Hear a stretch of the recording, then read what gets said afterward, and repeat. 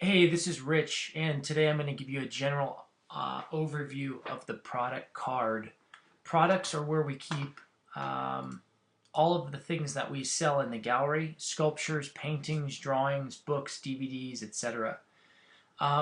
You can get to products two ways. By up here on the nav bar, you can go to products and do a search in this box um, on anything you like. And you don't have to type in the whole name.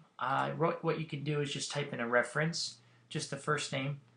The other place you can search is over here on the Find Products left margin. You can type in the name there, and you can also get it. Now remember, when you're typing in products, be sure to make sure that this is set to search all. That's very important. A lot of times, if you limit it on ideas or by mistake you've check something off here that limits on your filters, you won't be able to see everything and you might get confused. So that's a common problem. So just make sure that this is set to search all.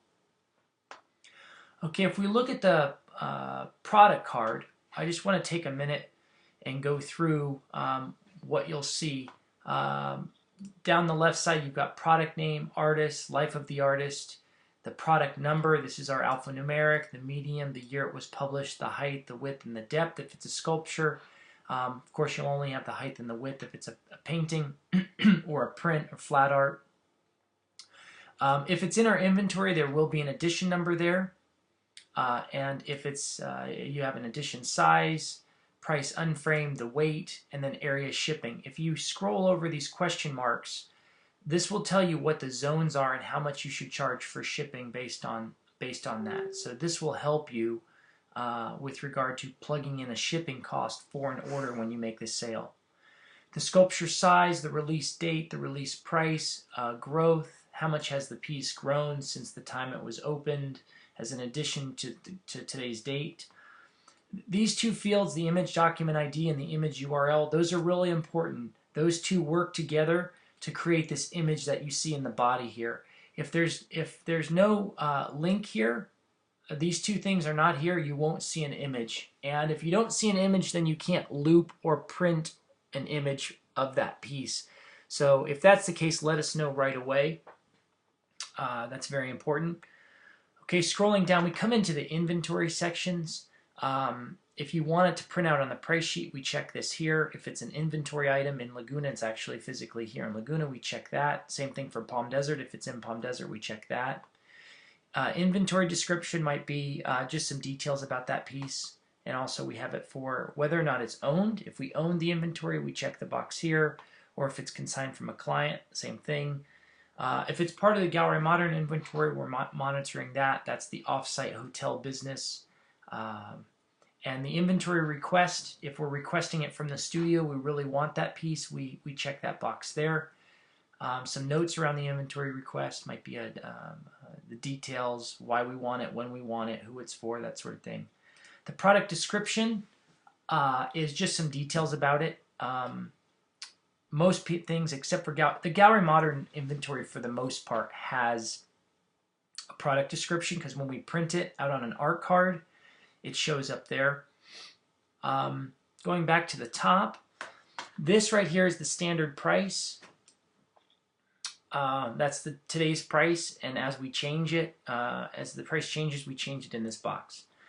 If it's an original, we check it as sold here when it does sell. For bronzes or editions, it doesn't really matter because the edition is continues on. But for originals, once we sell it, we have to check that box so that we know it's not available. We don't want to have pieces in the system that are unchecked as sold, and in other words, making them look as if they're available when they're not.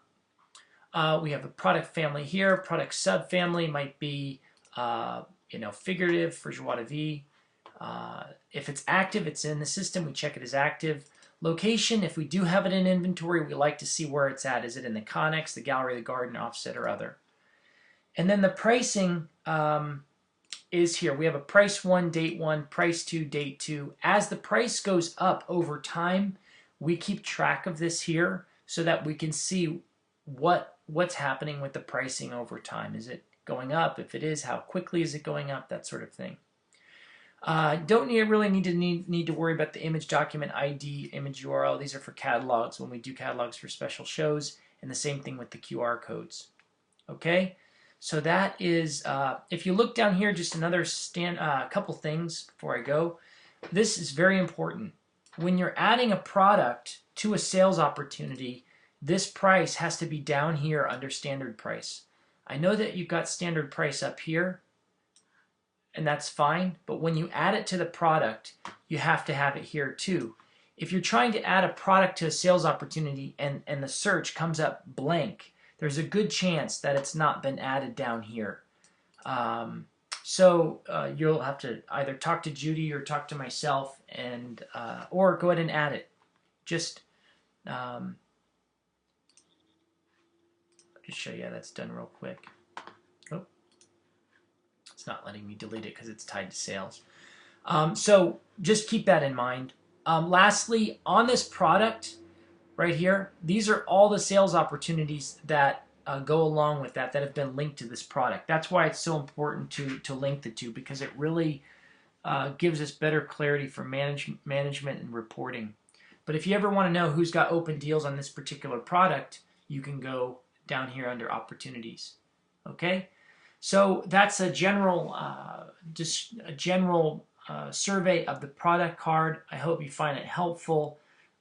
Again, products are used in sales, and we link them to sales opportunities, and they have all the information possible for you to access there.